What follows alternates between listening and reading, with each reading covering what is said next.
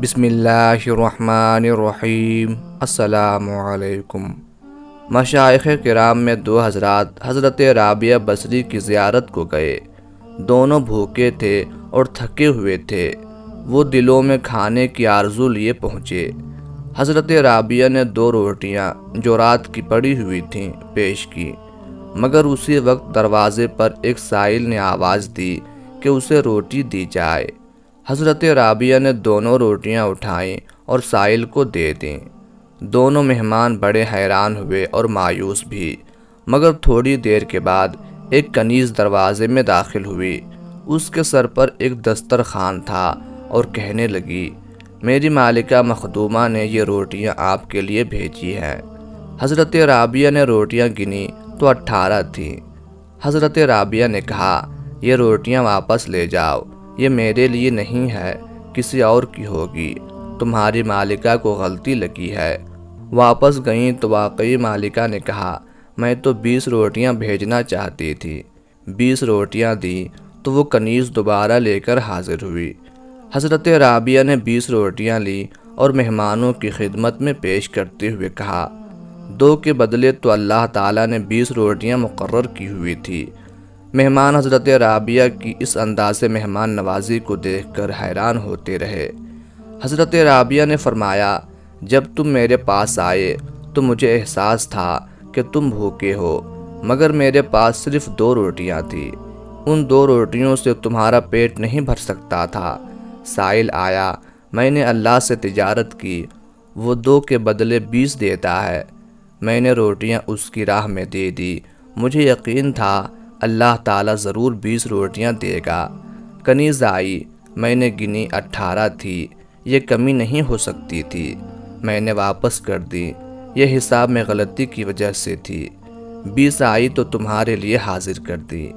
حضرت رابعہ بصری رحمۃ اللہ علیہا مخدومہ شب و روز عبادت میں لگی رہتی تھی۔ آپ کو حج کا شوق ہوا۔ ایک گدھا بہت لاغر ان کے پاس تھا، اس پر اسباب لاد کر چل پڑی۔ راستے میں گدھا مر گیا۔ دوسرے ہمراہیوں نے ان سے کہا، ہم آپ کا اسباب لے چلیں گے۔ آپ نے کہا، تم سب جاؤ، میں تم لوگوں کے بھروسے پر نہیں آئی ہوں۔ قافلہ چلا گیا، آپ تنہا رہ گئیں۔ آپ نے درگاہ الہی میں عرض کی، اے ساری کائنات کے بادشاہ، کیا ایک غریب عورت کے ساتھ یہی معاملہ کیا جاتا ہے کہ تو نے پہلے مجھے اپنے گھر کی طرف بلایا، پھر راستے میں گدھے کو مار ڈالا اور تنہا بیابان میں سراسیمہ کر دیا۔ آپ کی مناجات ختم نہ ہوئی تھی کہ گدھا زندہ ہو گیا۔ آپ نے پھر اس پر اسباب لادا اور مکہ معظمہ کو چلیں۔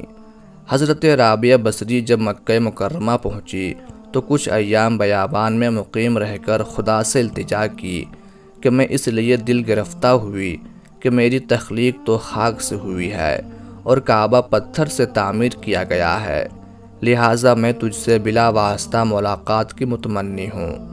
چنانچہ بلا واسطہ اللہ تعالیٰ نے مخاطب کر کے فرمایا، اے رابعہ، کیا تم نظام عالم درہم برہم کر کے تمام اہل عالم کا خون اپنی گردن پر لینا چاہتی ہو؟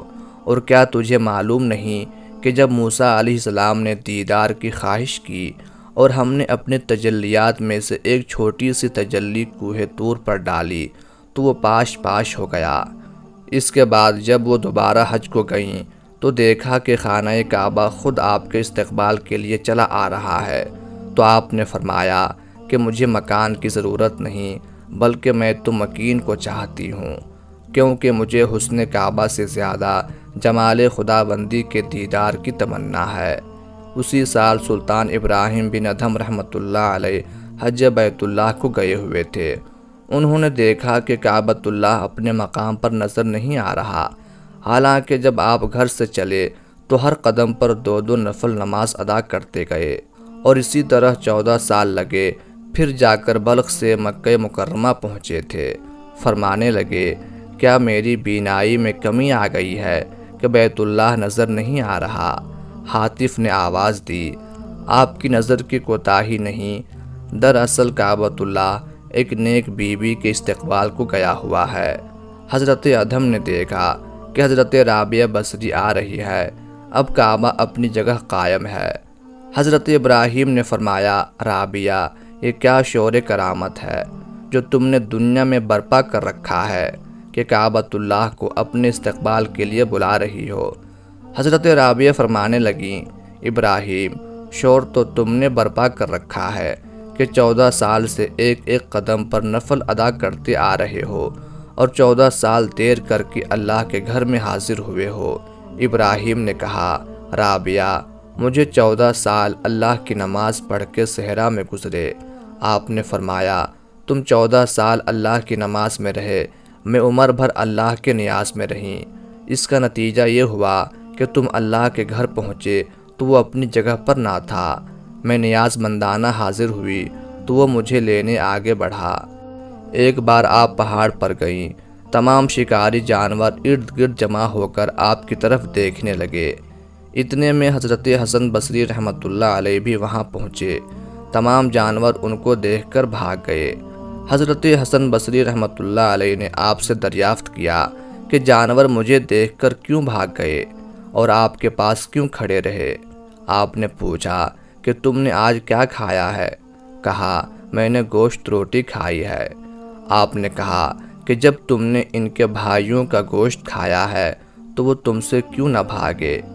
ایک دفعہ حضرت خواجہ حسن بصری رحمۃ اللہ علیہ اپنے چند دوستوں کو لے کر حضرت رابعہ بصری کے گھر گئے۔ اس وقت حضرت رابعہ بصری کے گھر چراغ نہیں تھا۔ مہمانوں کی سہولت کے لیے آپ نے اپنی انگشت شہادت کو اپنے لبوں سے چھوا اور چراغ کی طرح روشن کر دیا، اور اس طرح صبح تک چراغ جلتا رہا۔ ایک دن خواجہ حسن بصری نے رابعہ بصریہ کو مشورہ دیا کہ نکاح کر لو۔ حضرت رابعہ نے کہا کہ نکاح کی ضرورت تو جسم کو ہوتی ہے، میں تو اپنے جسم کو فنا فی اللہ کر چکی ہوں۔ جب حضرت رابعہ کی موت کا وقت قریب آیا، آپ صاحب فراموش تھی۔ اکابر اس وقت آپ کی عیادت کے لیے پہنچے، کہنے لگیں، اٹھو، میرے پاس اللہ کے رسول فرشتے آ رہے ہیں، انہیں بیٹھنے کی جگہ دو۔ لوگ اٹھے، آواز آئی، یا ایتھا النفس المطمئنہ ارجعی الی ربک راضیۃ مرضیہ فادخلی فی عبادی وادخلی جنتی۔ اس کے بعد کوئی آواز نہ آئی۔ لوگ پھر آپ کے پاس آئے، دیکھا کہ آپ کی روح قفس انصری سے پرواز کر چکی ہے۔ حضرت رابعہ بصری رحمۃ اللہ علیہ کی وفات 185 ہجری میں ہوئی۔ آپ کا مزار آج تک بصرہ میں زیارت گاہ خلائق ہے۔ اللہ پاک ہر مسلمان کو ہر وقت اپنا ذکر کرنے کی توفیق عطا فرمائے، آمین یا رب العالمین۔